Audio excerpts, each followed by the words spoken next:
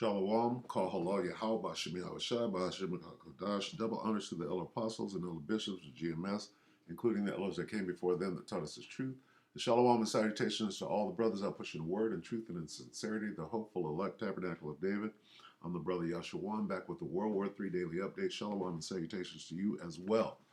All right, so today is Big Tuesday, which should usually be Wars and Rumors of War Day. Okay, we're finally back on schedule. So, yeah. So we'll start right here, as we do. Matthew 24:6, and ye shall hear of wars and rumors of wars. There it is.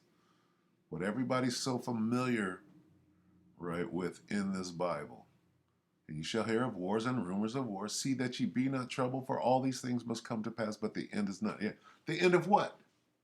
Well, the end of the world as we know it. Okay? Now, what does the end of the world have to do with wars and rumors of war? Well, in World War III, pursuant to Revelation 11 and 14, okay, it speaks of World War III in the context of the third woe. It speaks of the second woe, which is World War II. It speaks of the third woe, soon to come, World War III. Okay? The end of the world as we know it, right? Not the end of the planet, but the rulership of the world. It's going to end in a nuclear exchange dealing with World War III. Okay? Pursuant to the Bible. All right? So you're going to here's where we are right now. Wars and rumors of wars. All right? And all these things have to happen, but the end of what? The end of the world as we know it is not yet. Why? For nation shall rise against nation, kingdom against kingdom, famines, pestilence, earthquakes. We're seeing all of that right now. All these are the beginning of. So we got all of this stuff to go through. And there's no such thing as a rapture, okay? That you're going to be delivered from all of these things. No, you have to go through all of these things. Okay? Everybody is going to go through Jacob's trouble, the beginning of sorrows. Sorrows as in the worst time ever on the face of the earth, which is right here. For then, right? This is Matthew 24:21. For then shall be great tribulation, Jacob's trouble, such as was not since the beginning of the world to this time, no, nor ever shall be. Weigh those words and see what you come up with.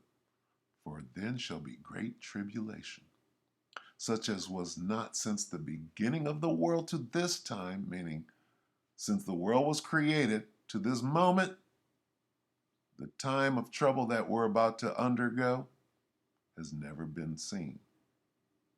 What we're about to experience is worse than anything to this date, no, or shall ever be after this. Okay? Meaning we're going to go through World War III. You think World War II was bad? They didn't have nukes. They didn't have robots. Did they have computers then? They had IBM and putting a tattoo and a number on somebody's hand. Okay? The firepower of today with the things that we haven't even been shown, right, is all going to culminate in World War III. Anyway, this is Wars and Rumors of War Tuesday. Okay, so here's what we do. I got a little carried away there. Salakia, bear with me. All right? That's the Spirit of the Lord. Okay, what we do is we go in, we read some of these different versions, and we come up with these different words. You will hear of wars and rumors of war. Okay, that's normal, yeah? NLT, and you will hear of wars and threats of wars. Okay? Rumors. Look at all these rumors, right? Threats. Don't quote me, boy, because I ain't said nothing. threats, rumors, right? You get down here and you get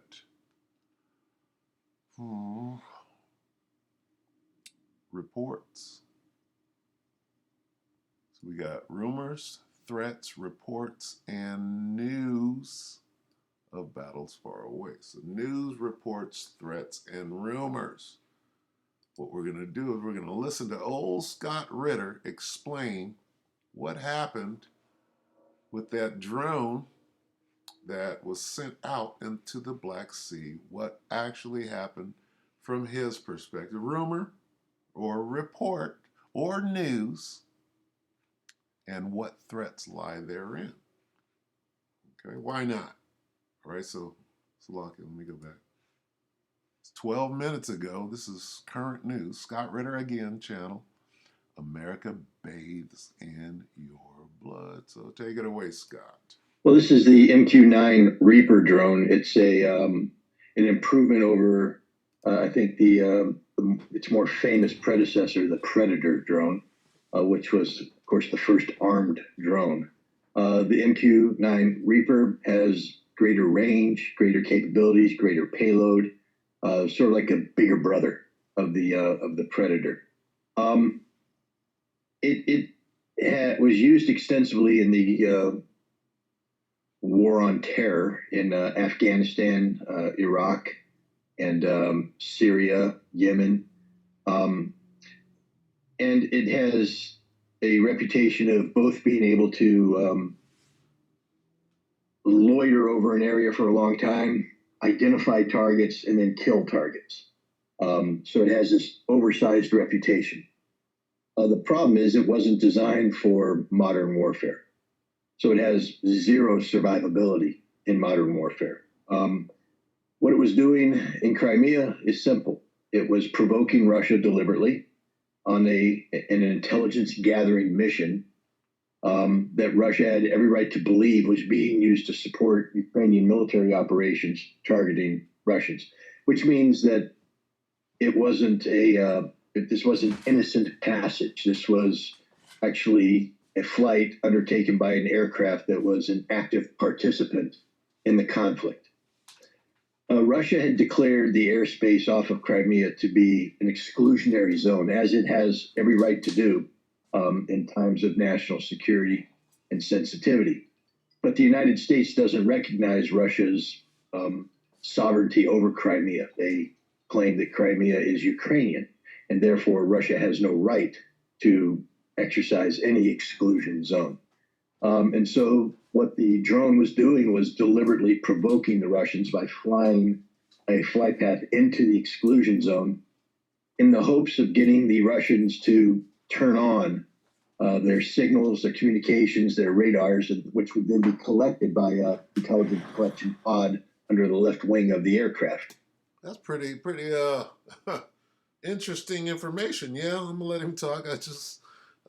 Very interesting. Carry on.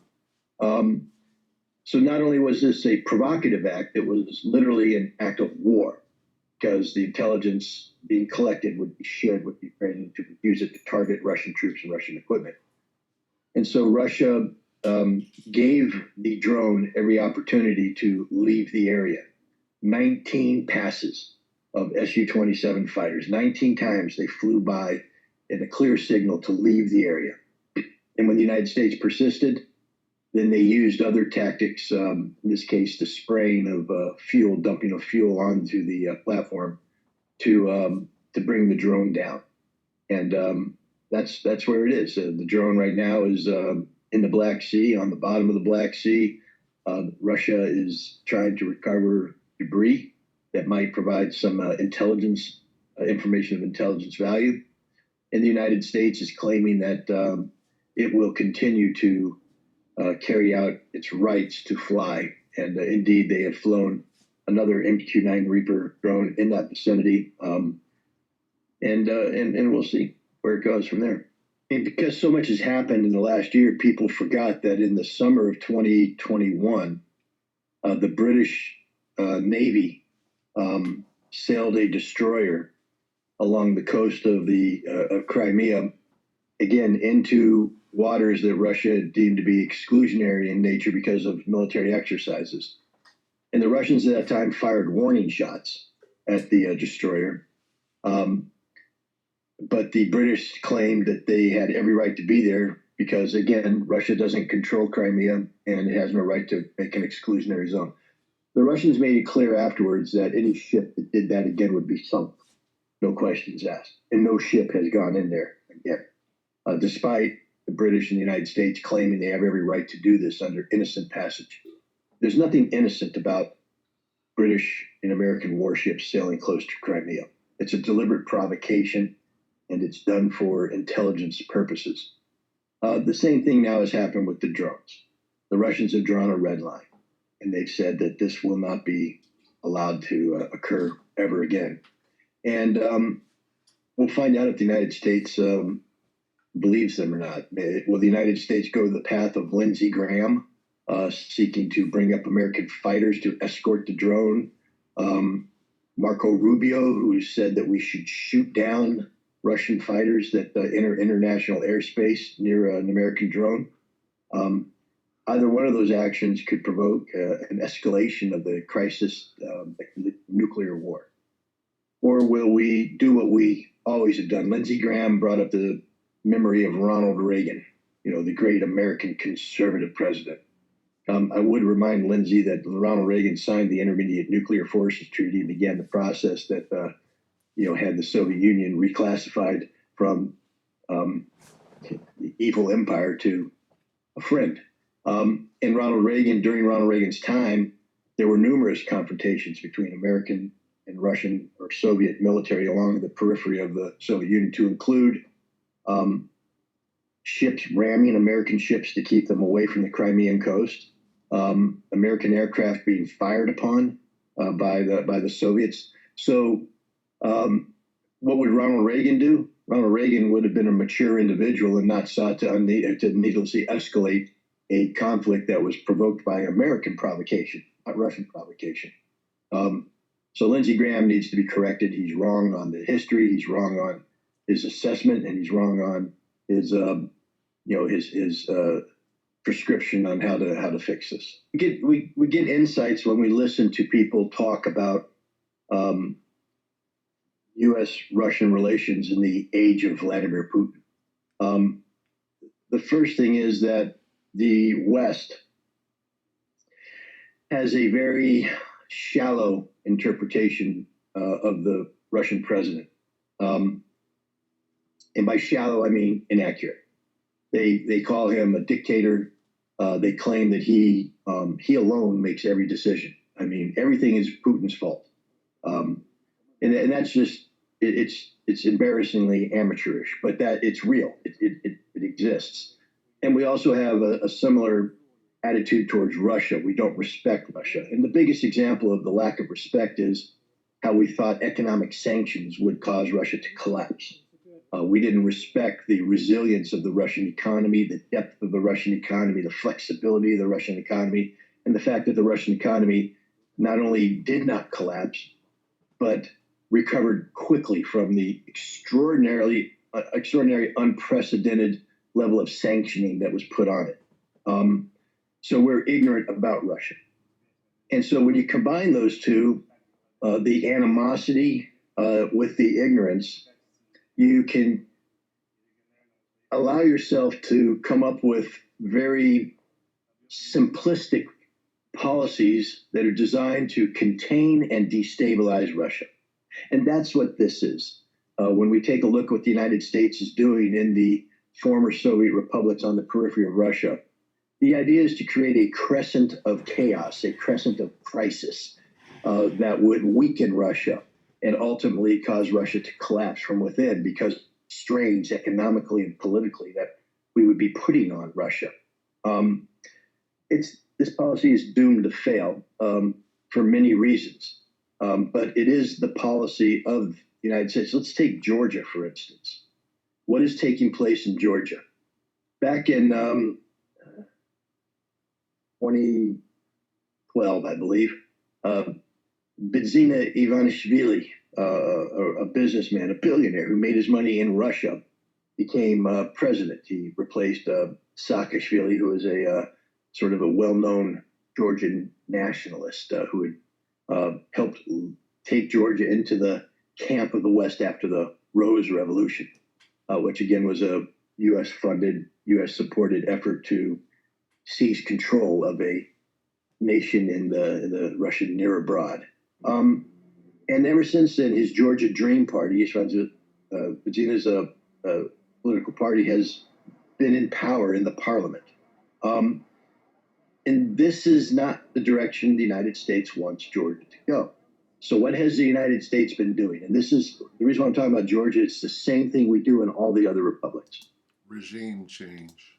We use innocuous seeming aid money to come in through the U.S. Agency of International Development, and we fund social development programs that are designed to empower a new class of citizen, a woke class, a liberal progressive class that identifies more with the United States and the European Union than they do with their own country and their own country's historic and cultural values.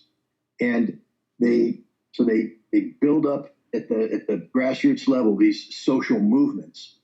Then they enact electoral change, which we call reform, but it's not reform. It's designed to change the way that these nations conduct elections so that these grassroots movements become empowered from the bottom up. Regime change. So we now create election procedures and processes that block what the current ruling class is doing and empower from below this other class. And then, in the name of countering disinformation and creating societal resilience to disinformation, we come in with programs that allegedly, advocate free speech, but it's not. What they do is they suppress any opposition to what the United States is doing in regime change in the name of misinformation, propaganda, etc. And then anybody who opposes this becomes pro-Russian. And so the United States sought to turn the Georgia Dream Party into a pro-Russian party. Now, they got called out because the Georgia Dream Party tried to pass legislation that the Foreign Agent Registration Act. Now, it's curious. As soon as they tried to do this, the United States and the European Union screamed, no, you can't do this. This is anti-democratic. You're going to be suppressing the free will of the people, etc.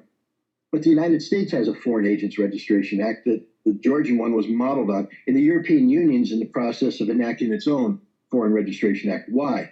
Because they understand how foreign money can come in and corrupt the integrity of what are supposed to be internal policy actions. There's nothing wrong with reform, but when the reform is solely funded by foreigners who are using the reform not for legitimate reformation, but to seize control, then it's a problem. Do as I say, not as I do. Okay, we're not going to listen to the rest of it. How's that for wars and rumors of war?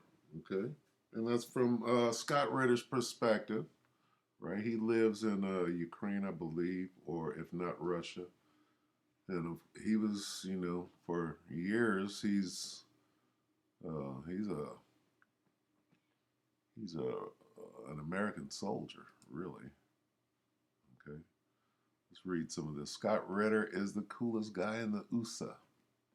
Scott, we are waffing you from Russia, watching. Okay.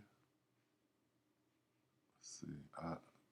I in love this guy, not just for his knowledge, honesty, plain speaking, or even his faultless authority as regards speaking truth to power. It is his passion that makes me really angry that I like because he is right. Okay. So, yeah, keep your eye on Scott Ritter. Okay. Some people don't like him. Too repetitive. Bakhmut is one of many of Scott Ritter's prediction blunders. So not everybody likes him, but balance is good. So anyway, yeah. That was interesting. The whole this, the whole drone situation. All right, but it's good to hear both sides. It's good to hear propaganda, so you can spit out the bones and eat what is edible. All right. So with that, let me see. Let's just get on the way out. Let's get Revelation, because this will culminate. All of this will culminate in the Third World War. Revelation 11 and 14. The second woe has passed. Behold, the third woe is coming shortly. Third woe is World War III. Second woe is World War II, which has passed. All right. World War III shall be declared shortly. All right. So with that, we hope that the elect ratify you, brothers and sisters. See you tomorrow with the World War III Daily Update. Shalom.